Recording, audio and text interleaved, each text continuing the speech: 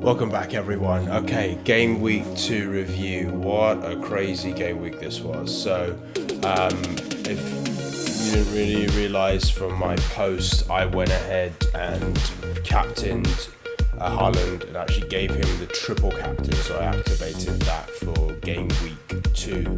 And safe to say, I'm pretty happy with the return. Can't really complain with a hat-trick. For Haaland, got me the 51 points, and to be honest, pretty much made my weekend game week here. So let's look a little bit deeper into the team. So David Raya, another excellent output. Like I said, from day one, this guy was the best route into the Arsenal offence at the budget that he was at, 5.5. 10 points returned for Arsenal in that game against Aston Villa. So really happy with David Raya's output there.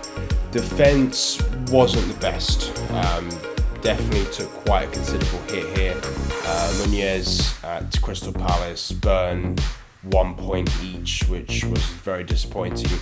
Newcastle, we're up against Bournemouth, so at the time, Burn had a clean sheet, but obviously the equaliser from Tavernier changed that. And then Hardwood Bellis at Southampton, can't complain, at least got 2 points out of that, so not the worst.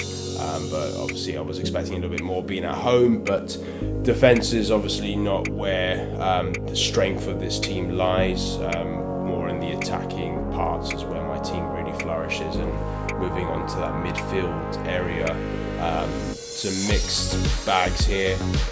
Really good from Smith Rowe, very happy that home tie. I was really looking forward for him to really be a focal point. He managed to get a goal on his home debut, so 10 points from Smith Rowe.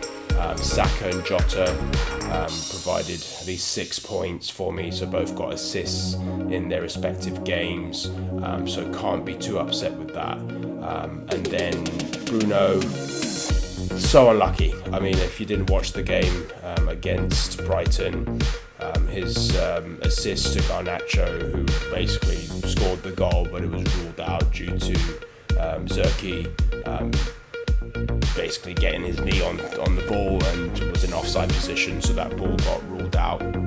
Probably one of the craziest goals I've seen. I don't think I've seen something like that before. I don't know if we'll see it again. So very unlucky. So at that point he would have had an assist. United obviously have lost that game. So Bruno, it's a tough one. He's really shown that he's making chances. He's chances to score, but he's just not putting them away, and he's trying to make chances for other players. So with him, they've got Liverpool next, so it's something to consider. I think I want to give Bruno a few more weeks before I take him out, because I know there's output there that's going to come. And then after Liverpool, we've got Southampton, so that's a good tie. So disappointing, but I still believe in Bruno. So I'm lucky with the 2 points, but we move on. And then Hudson-Odoi, just basic 3 points. Again, as a good tie, and Nottingham Forest have some good matches ahead. So just because of his low price, he probably will stay in the team for now, but probably come a couple of weeks or maybe a wild card, I may change him out. So that was the midfield. And then for the attackers, obviously we discussed Haaland. 51 points, triple captain, great tie against Ipswich, put on a show for us as fantasy managers. So very happy with that.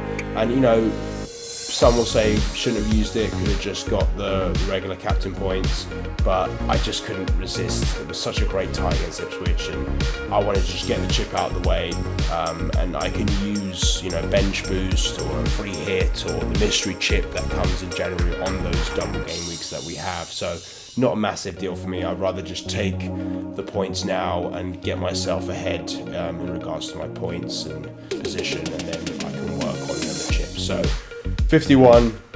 Isak, unfortunately, only 2 points, so a little bit disappointing, but I still believe in Isak. This guy's a tremendous striker, and I think it's only upwards here from him. He got an assist in the first game, so I'm not going to rush to make anything kind of hasty decision and take him out. He's still a quality asset, so look for him in the next few games to really make an impact. So 2 points there.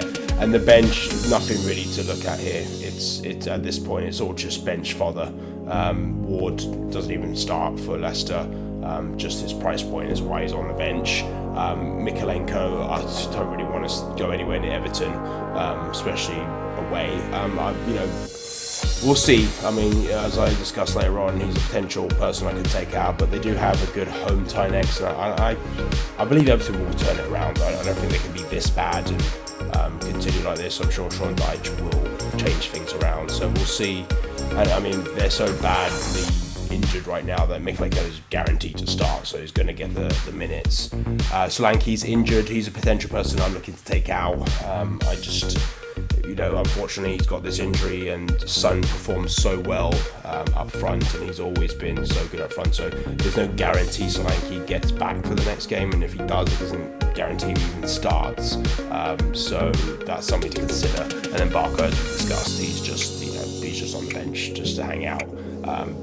Budget 4 million, so he's gone to Sevilla, so not really looking to do anything right now with him. So that's the game review. So as you can see, 94 points was the total. So good output. I would have wished I'd got to at least 100 points, but beggars can't be choosers. It was a really good game week. Overall points now 159, so can't complain too much about that.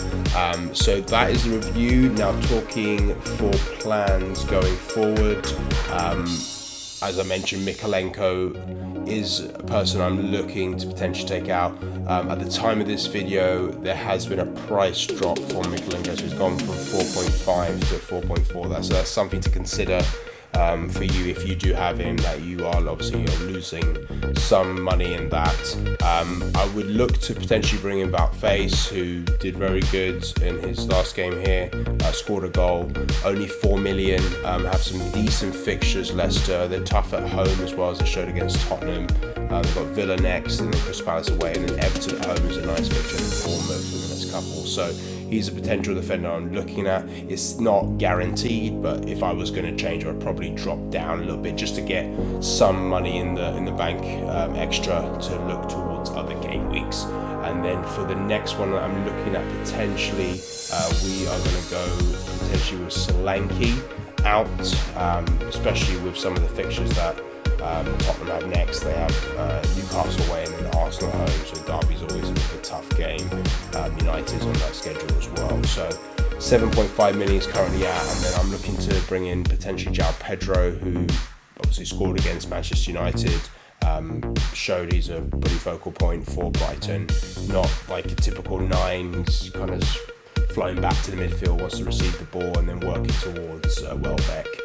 So get some money bank with that, 2 million. I would not probably play him in the next game just because it's Arsenal if I did have him in the team, but looking at the couple fixtures he has, Ipswich at home is a really good one, Nottingham Forest at home, and then they've got Tottenham as well and Chelsea away. So some decent fixtures for Brighton. So that's what I'm thinking right now. I'll probably make a decision more closer towards the midweek, and then at least see what the press conferences say regarding Solanke's status on Friday. But those are the transfer thoughts. Thank you for watching the video. I hope you guys had a good game week. Let me know in the comments your game point outputs and any transfers you're potentially looking to do. Please subscribe and like the video, and I will see you for the next one.